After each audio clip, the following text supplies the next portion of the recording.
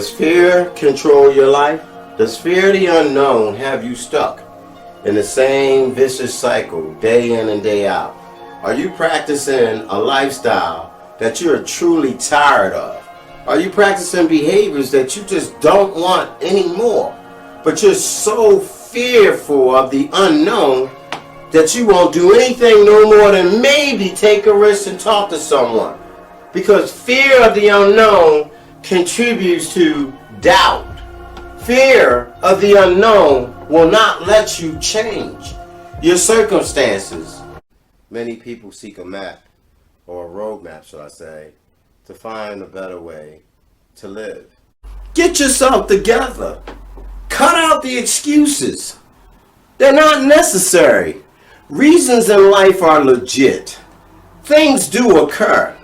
I gotta stop choosing to be a victim. And I most definitely am not going to keep volunteering for you to devour. In this world, there are takers. And they disguise themselves up very well. Because when I find out, the takers, those who like to abuse kindness and misunderstand it as if like it's a weakness, will continue to do that. It's up to me to not let you. My knowledge comes from the ability to remain teachable.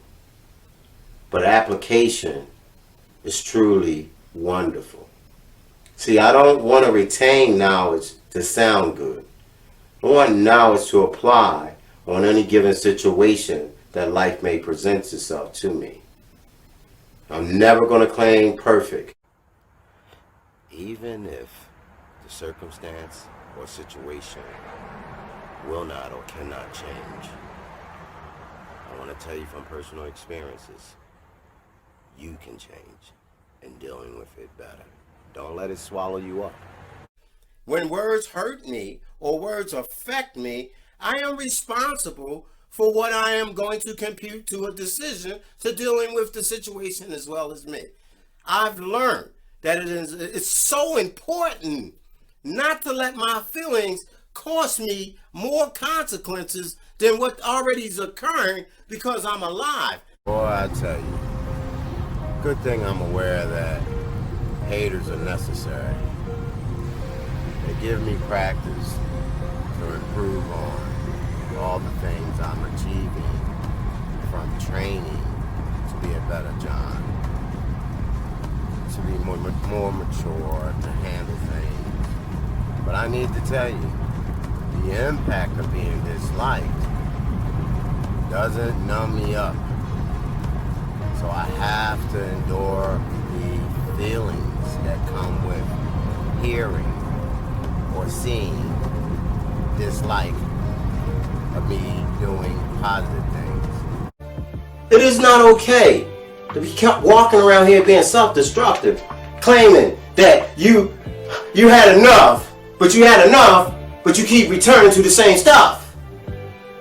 Change means that you're doing something different. Not change your clothes, not change your underwear, not change the blocks that you're hanging on. Listen, you can't stay free unless you want to be responsible for the freedom. It is the price for it. And it's a wonderful price to pay if you are tired of hurting yourself.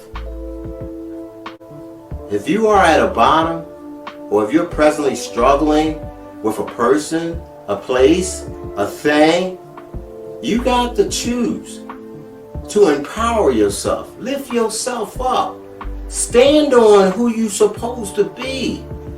Anything brand new takes practice to adjust and become normal or regular in a person's character and life, because the personality is transforming. It's a fundamental transformation that has to occur within a person's conscience as well as in the mindset. When your priorities are screwed up, you will probably be an easy candidate to be divided from all that supposedly means something to you, but it doesn't really mean anything to you until you're in the pit of a suffering situation. Then all of a sudden, all those things that is called important show up in your mind frame, or shall I say in your thinking, because your feelings are wearing you out, because you can't handle the decisions that you made that put you in that position, because your priorities are screwed up. Most people without information on addiction would assume that someone could just stop just because of willpower. I need to tell you, willpower alone is nowhere near enough. There are so many different variables that play a part in the creation of addiction. That's why drugs are just a easier way to identify there's a problem. But separating an individual from it takes work, takes effort, and it takes skilled people to support them. Not only skilled people, experienced people. What army are you in? Because now I've AWOL from that unhealthy army. I'm rolling with a good army. Yep, I said a good army. Now, my priorities, my spiritual awakening, my choices, my level of maturity is a lot higher. Yeah, I got a platoon too. Spiritual principles, and they be rumbling up, straight up. I carry weapons, not weapons with, like we recognize. I'm talking about books. I'm talking about the ability to think before making a decision. What army are you in? But we're talking about continuing to practice unhealthy learned behaviors, because most of you struggle with the ability to deal with feelings. You don't like it because you can't handle words. Soon as a word is said to you, the first thing you want to do is lose your cool. You want to snap because you're trying to maintain control. How do you deal with changes that come into your life without your permission? Yeah, how? How do you do that? You can always tell yourself you're going to be responsible. You even show it, but when change show up, are you impulsive? Like, do you think before you make a decision? Or are you thinking after you're in a decision that's causing you to be uncomfortable because you could have did better? Yeah, I want you to know that in my values, intelligence is of importance, but intelligence gotta be more than just having knowledge in my head or from reading a book or going to school and being educated. It must empower my character. It must meet within my morals and values to strengthen me, not to be perfect, but how do I deal with changes that show up without my permission? Struggling is a very serious factor, but at the same time, I'm just trying to give some hope so you don't let struggles cause you to give up. You don't have to give up on you. I'm not giving up on me. I find out that I'm going to be talked about no matter what I do. Yeah, I'm going into one of my pet peeves. Some of you know this, because here's where I'm at with this. I'd rather you talk about me while I'm in the process of getting better to change than you talking about me, judging me, ridiculing me, belittling me, and then you turn around and be right because my actions make you right. It's not going to happen. I know y'all don't want to hear this stuff, but freedom ain't free.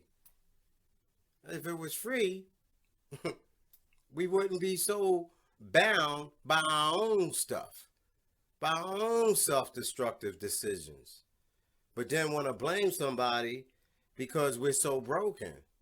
I'm talking about the struggles of trying to find some peace and some serenity and some real joy and some real happiness within your life, because life is precious. You only get 24 hours in a day. And if you're spending 23 overwhelmed, stressed, defeated, depressed, sad, man, you lose.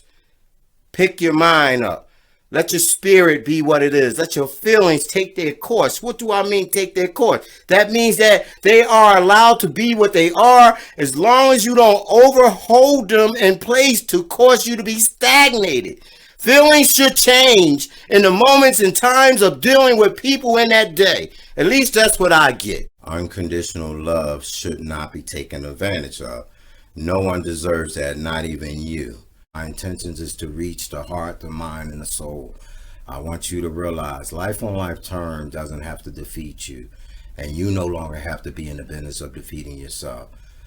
Please give yourself an opportunity And again, if you find those moments where you're evenly balanced, enjoy them. If you find happiness is going on in your life, embrace it. If you find that you're going through drama and sadness and it's painful, find solutions that will aid you to get through it. And when it's past, you take it as experience. That's what wisdom does. Wisdom equips you to do your best, not to repeat it once you're out of it. Whatever the case may be, I hope that you don't fold to this thing called life on life terms. My name is John McNeil. Helping other people evolve is what we do. Thank you.